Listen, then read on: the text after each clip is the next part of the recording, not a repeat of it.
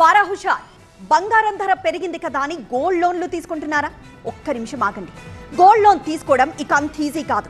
ఇలా బంగారం తాకట్టు పెట్టి అలా లోన్ తీసుకోవడం కుదరదు. బంగారం ఎవరిదో ఆధారాలు చూపాలి. లోన్ ఎందుకో ఖచ్చితమైన కారణాలు చెప్పాలి.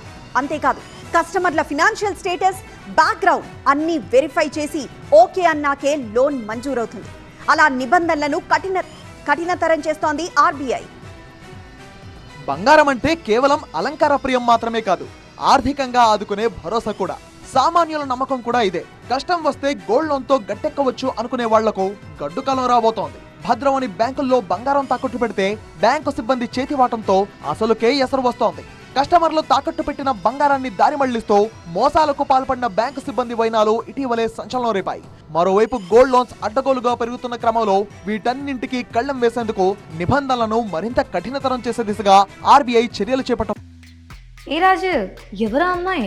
ఇది మ్యారేజ్ ఇన్విటేషన్ కాదు, నేను కొత్త బిజినెస్ స్టార్ట్ చేస్తున్నాను. కానీ ఎలా? బాస్ వాలా. బాస్ వాలా, బీ ద బాస్. ఏ బ్యాంకుకు వెళ్ళినా, ఏ ఫైనాన్షియల్ ఆఫీస్ కు వెళ్ళినా గంటలో అరగంటలో గోల్డ్ లోన్ ఇవ్వబడును అని తాటికాయంత అక్షరాలతో ఆకర్షణీయమైన ప్రకటనలు కనిపిస్తాయి. లోన్ మంజూరు కావాలంటే అప్రైజర్లే కింగ్ మేకర్లు. బంగారాన్ని పరీక్షించి తూకం వేసి ఎంత రుణం ఇవ్వాలో నిర్ణయిస్తారు. అక్కడే మోసాలకు తెరలేస్తోంది. పైగా కొద్ది లోన్ మంజూరు చేయడం, కొన్నిసార్లు గిల్టు నగలను తాకట్టు పెట్టి బ్యాంకులను బురిడీ కొట్టించడం వంటి మోసాలు కోకొల్లలుగా జరుగుతున్నాయి కూడా. ఇట్లాంటి వాటిని కట్టడి చేసేందుకు ఆర్బీఐ కొరడా ఝుల్పించబోతోంది. లోన్ తీసుకునేది ఎవరు, తాకట్టు పెట్టే బంగారం వారిదేనా అని ఆరా తీయడం సహా అందుకు సంబంధించిన ఆధారాలను విధిగా సమర్పించాలి అనే నిబంధన తీసుకురాబోతుంది ఆర్బీఐ. గోల్డ్ లోన్ జారీ చేయాలంటే తాకట్టు బంగారం తమదే అని వినియోగదారులు కంపల్సరీగా ఆధారాలు ఇవ్వాలి.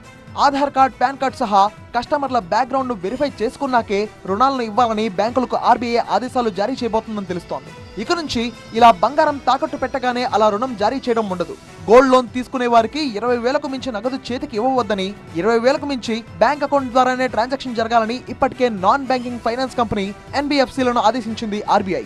గోల్డ్ లోన్ మంజూరు చేసే క్రమంలో బంగారం విలువ నిర్ధారణతో పాటు ప్రాసెసింగ్ రుసుములు, వడ్డీ విషయంలో వేరువేరు పద్ధతులను ఆర్థిక సంస్థలు అనుసరిస్తున్నట్టు ఆర్బీఐ దృష్టికొచ్చింది. ఒక పాన్ కార్డ్ పై ఒకే ఏడాది అనేక కస్టమర్లు గోల్డ్ లోన్ చేయడం, డిపాజిటర్లకు సమాచారం ఇవ్వకుండానే వారు తాకట్టు పెట్టిన బంగారాన్ని వేలం వేయడం వంటి అంశాలను ఆర్బీఐ తీవ్రంగా పరిగణించింది. వీటన్నిటిపై 7-మెన్ కమిటీని ఏర్పాటు చేసింది. 16 నెలల పాటు సదరు కమిటీ గోల్డ్ రుణాల్లో జరుగుతున్న అవకతవకలపై క్షుణ్ణంగా పరిశీలించింది. కమిటీ నివేదిక ఆధారంగా గోల్డ్ లోన్స్ పై స్పష్టమైన గైడ్లైన్స్ ఇవ్వాలని నిర్ణయించింది ఆర్బీఐ.